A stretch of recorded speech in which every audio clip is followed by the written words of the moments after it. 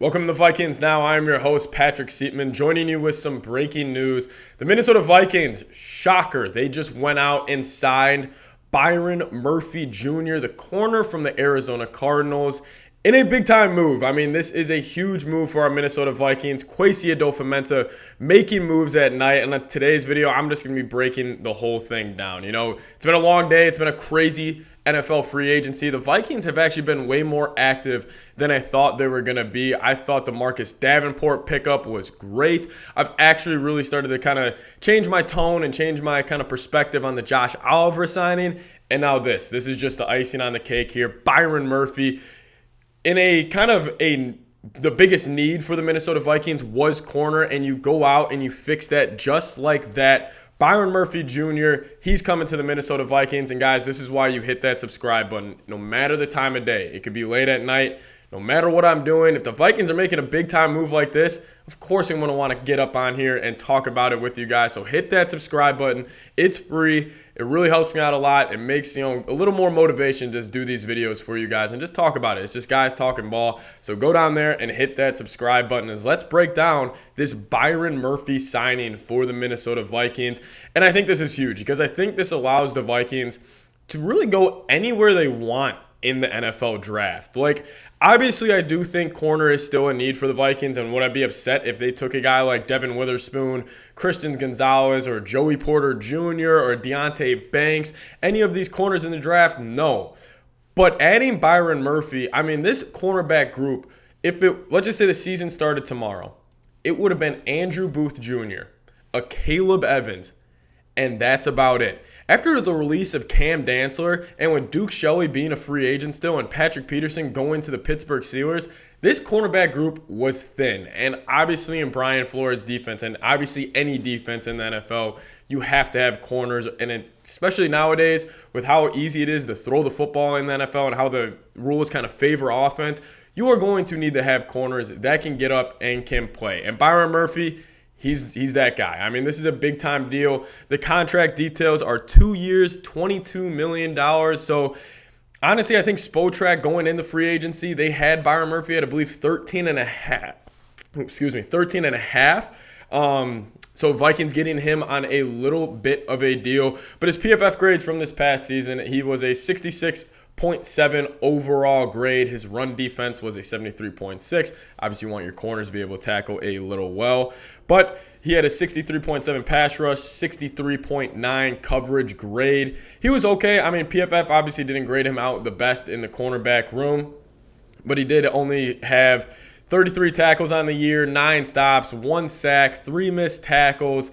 Obviously, his numbers aren't really going to blow you away, but he was selected 33rd overall in the 2019 draft. And he is an extremely versatile corner. You can blitz him off the edge. And I just think this is a big-time move because he was one of the top corners on the market. You want your team being aggressive and going out there and making those big-time plays, and that's what the Minnesota Vikings did. You just went out there, you fixed the cornerback room a little bit. I'll be getting into kind of more of the Vikings' needs here in a second, but I want you guys to get down in the comments and just grade the signing of Byron Murphy Jr. Give me an A, B, C, D, or F. I'll make this pin comment on today's video.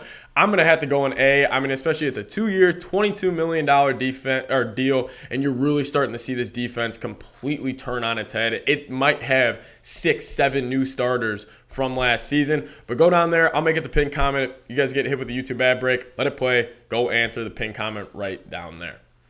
And like I was saying, I do think the Vikings defense is going to look completely different because we already seen 3 of the bigger names from the Minnesota Vikings defense leave.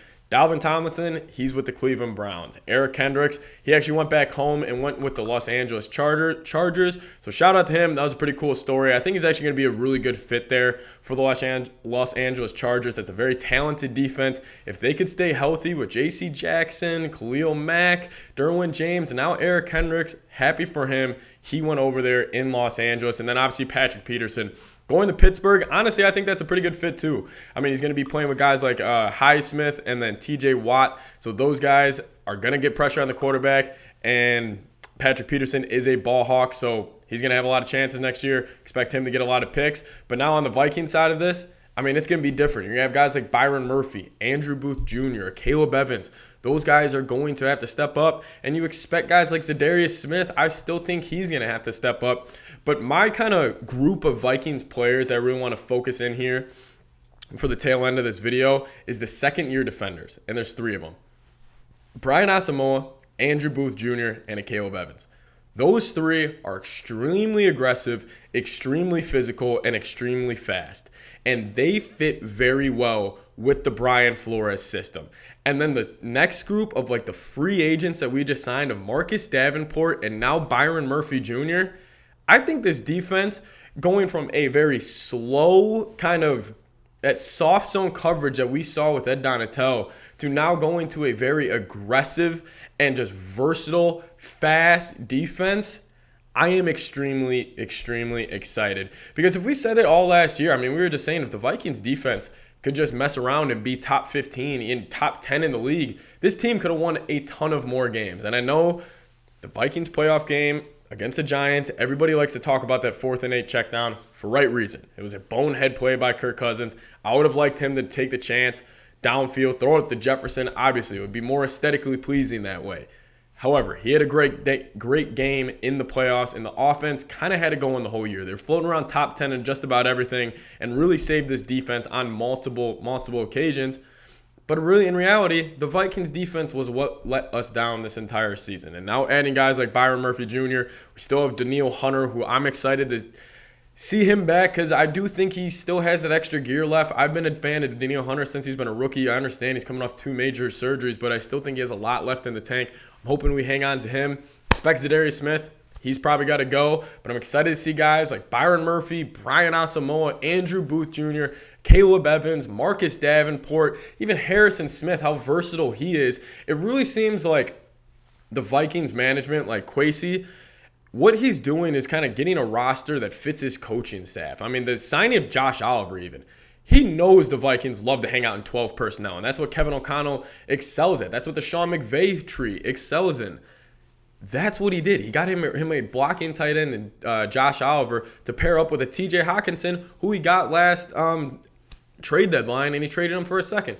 So I just think Kwesi's doing a great job. Obviously, you got Brian Flores, his guy, Byron Murphy, hanging on to guys like Zadarius Smith, getting him a Marcus Davenport, cutting guys like Eric Kendricks who may not be a good fit. And I was shocked that we did bring back Jordan Hicks, who I didn't think would be the best fit for a Brian Flores system. But it's whatever. I'm very excited to see this team play. Thank you guys so much for watching. Byron Murphy, we got the late night Vikes video for you guys. Welcome to Minnesota. See you guys next time. Let's go Vikes.